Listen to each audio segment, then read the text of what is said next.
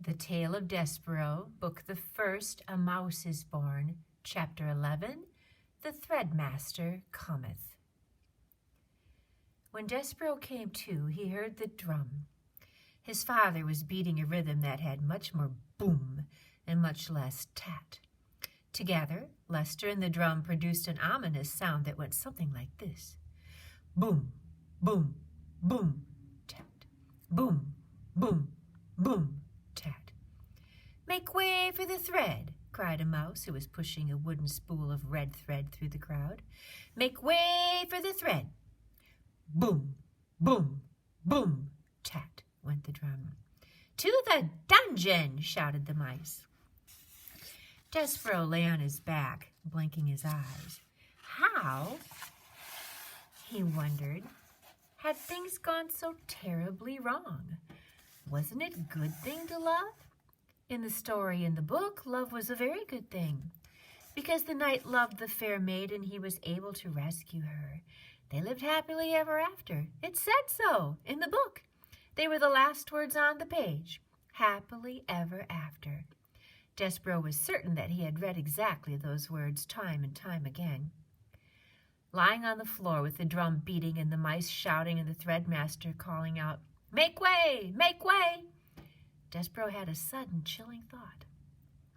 Had some other mouse eaten the words that spoke the truth? Did the knight and the fair maiden really not live happily ever after?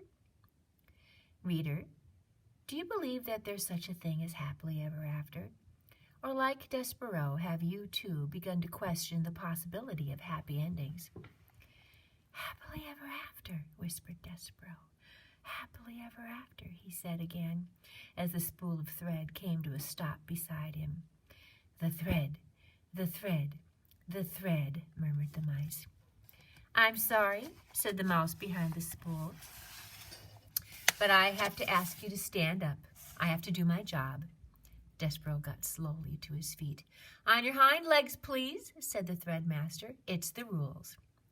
Despereaux stood on his hind legs. "Thank you," said the mouse. "I appreciate it." While Despereaux watched, the threadmaster unwound a length of red thread from the spool and tied a loop. "Just enough for the neck," muttered the mouse. "No more, no less. That's what the last threadmaster taught me, enough thread for the neck." He looked up at Despereaux and then back down at the loop of thread. "And you, my friend, have a small neck." The threadmaster raised his arms and put them around Despereaux's neck. He leaned in close, and Despereaux smelled celery. He could feel the threadmaster's breath in his ear as he worked at tightening the thread. "Is she beautiful?" the threadmaster whispered. "What?" said Despereaux. "Shh! Is the princess beautiful?" "The Princess Pea?"